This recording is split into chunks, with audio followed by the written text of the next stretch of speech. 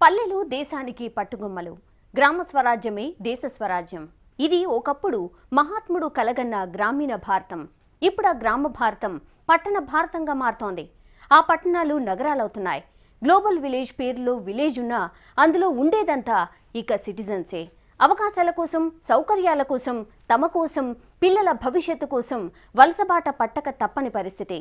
దీంతో గ్రామాలు ఖాళీ అవుతున్నాయి. నగరాలు, పట్టణాలు వేగంగా విస్తరిస్తున్నాయి. ఒక్క మన దేశంలోనే కాదు, ప్రపంచవ్యాప్తంగా ఇదే పరిస్థితి. ఊహించని వేగంతో సాగుతోంది అర్బనైజేషన్. ఇంతకీ పట్టణీకరణతో పరిస్థితి ఎలా మారబోతోంది? గ్రామాలు ఇక చరిత్రేనా? స్మార్ట్గా మారిపోతున్న సిటీస్పై V6 స్పాట్లైట్. పల్లెలు పట్టణాలవుతున్నాయి, పట్టణాలు నగరాలవుతున్నాయి. కంటికి కనిపించని వేగంతో జరుగుతున్న మార్పు ఇది. ఒక రకంగా చెప్పాలంటే ప్రపంచం ముఖ చిత్రం మారిపోతోంది. గ్రామాల్లో ఒకప్పటి సందడి కనిపించడం లేదు. పండుగల సీజన్లో తప్ప పల్లెలన్నీ బోసిపోతున్నాయి. టౌన్లు, సిటీలు జనంతో కిక్కిరిసిపోతున్నాయి. ఇంతకీ ఈ పరిస్థితి ఎందుకొచ్చింది? ఫ్యూచర్లో గ్రామాల పరిస్థితి ఏంటి?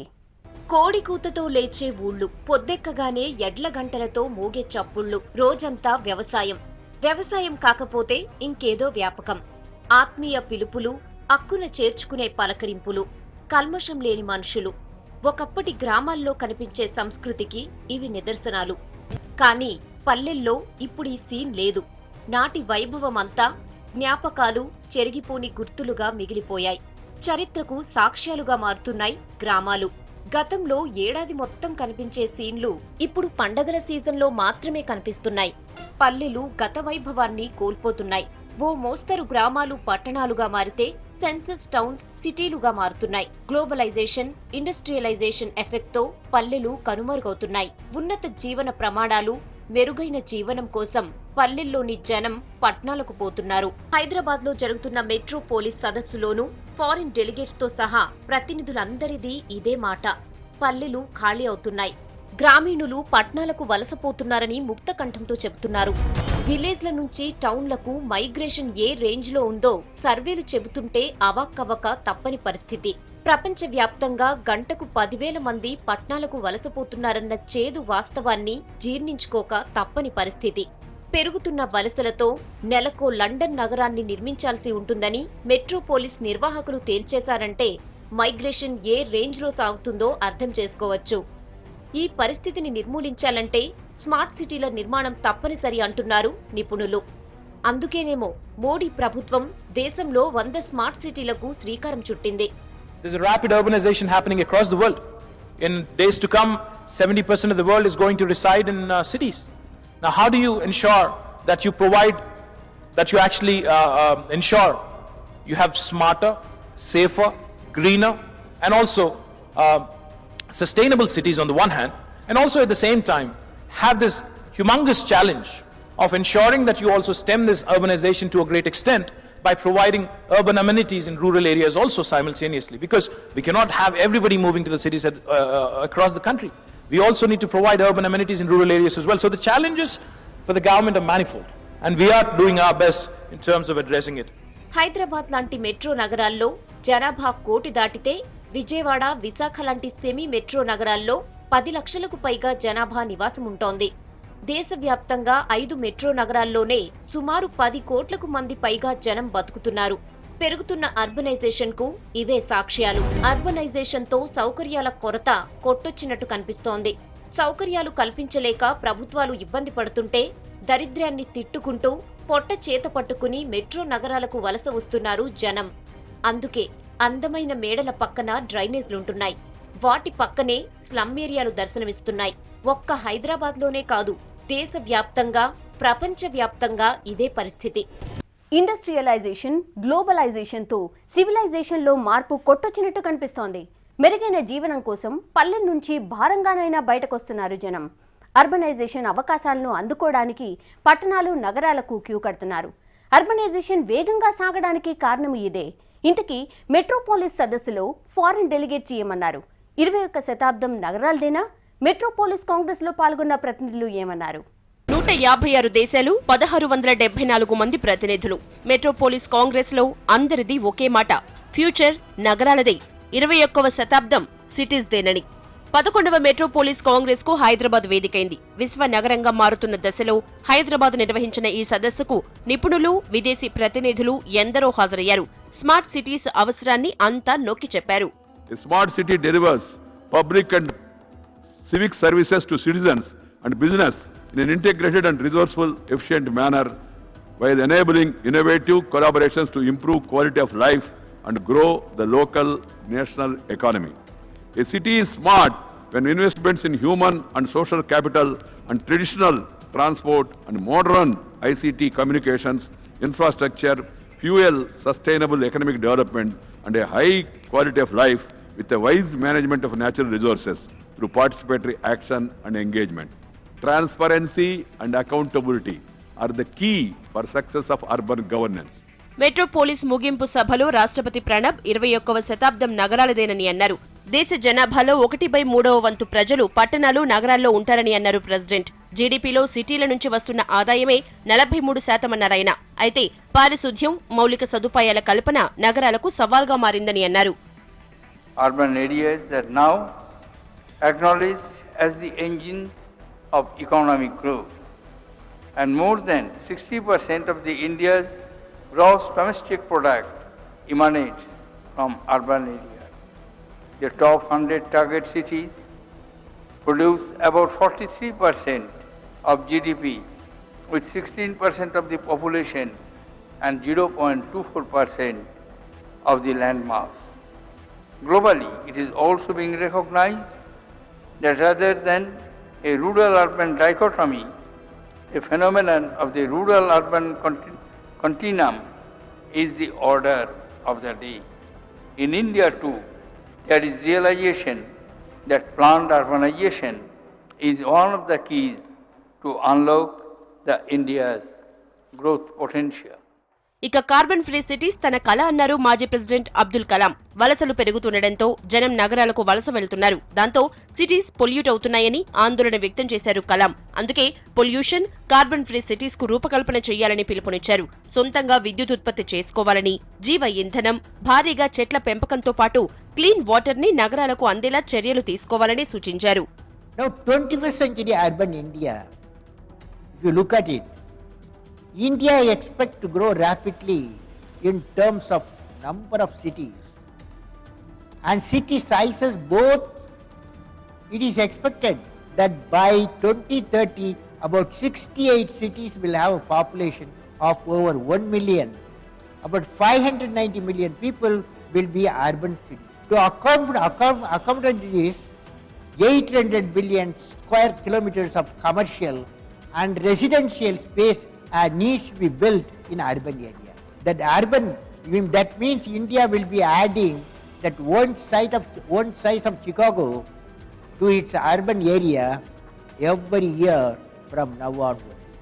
నగరాల్లో గ్రీనరీకి పెద్దపీట వేయాలని, ప్రజా రవాణా వ్యవస్థను మెరుగుపరచాలని సూచించారు గవర్నర్ నరసింహన్. ఇక cycle to work, walk to work concept తో జనానికి ట్రాన్స్పోర్టేషన్ ను కల్పించాలని ఆకాంక్షించారు. In my view, cities of tomorrow must be clean and green. Transportation modes need to be addressed to encourage people to use public transport in a major way. In fact, we made a very feeble attempt in Hyderabad on a cycle to work experiment. Unfortunately, I don't know how well it is working, and this body, as it is giving emphasis on youth, I will kindly request the youth to take to this cycle to work program in a more encouraging manner. If more youth can join up in a cycle to work program, and once our rapid mass transport system or metro system comes into work, we are planning, hopefully we'll have cycle to work or walk to work in a greater fashion and ensure that wheeled arrangements are used to the minimum so that pollution is also kept to a very bare minimum. ఇక Metropolis లో పాల్గొన్న ప్రతినిధులు హైదరాబాద్ ను చూసి అబ్బురపడ్డారు. అయితే global సిటీగా మారాలంటే చాలా సవాళ్లను ఎదుర్కోవాలని హెచ్చరించారు. మురికివాడలు లేని నగరంగా మారితే పెట్టుబడులకు అవకాశం ఉంటుందని, ఒక్క హైదరాబాదే కాదు ప్రపంచ వ్యాప్తంగా నగరాల రూపురేఖలు మారాలని అన్నారు ఫారిన్ డెలిగేట్స్. ప్రపంచంలోని నగరాలన్నింటికీ ఇదో వరమన్నారు metropolis congress president Jean Paul Huchon. ఇలాంటి సదస్సులతో ప్రపంచవ్యాప్తంగా మోస్ట్ అడ్వాన్స్డ్ నగరాల్లో ఉన్న ఫెసిలిటీస్, పారిశుధ్యం, నిర్వహణ, పాలన లాంటి అంశాలన్నింటిపైనా చర్చించుకునే ఛాన్స్ దక్కింది. in India had set energy savings target to achieve 1.7 billion kilowatt hours by 2017. And I understand that the states of Telangana and Andhra Pradesh has recently enacted building conservation codes, and that has just come into effect a couple months ago. So I think if we were to borrow from China's experience, then I would suggest that we start not only in implementing the codes, but start thinking about how we can set up an evaluation system to make sure that the buildings are complying with the codes, and also evaluating the effectiveness of the trainings for government officials, for enterprises, to make sure that the targets are met. మొత్తానికి వలసలతో cities కు crowd పెరుగుతోందని, future cities దేనన్నది ప్రతినిధుల మాట. మౌలిక సదుపాయాల కల్పన, పెట్టుబడుల ఆకర్షణతోనే smart సిటీల నిర్మాణం సాధ్యమని తేల్చేశారు. అయితే పెరుగుతున్న వలసల్ని తట్టుకోవాలంటే శాటిలైట్ టౌన్షిప్సే బెటర్ అన్నది నిపుణుల సూచన. గ్రామాలు కనుమరుగవుతున్నాయి, సిటీస్ అంతకంతకు పెరిగిపోతున్నాయి.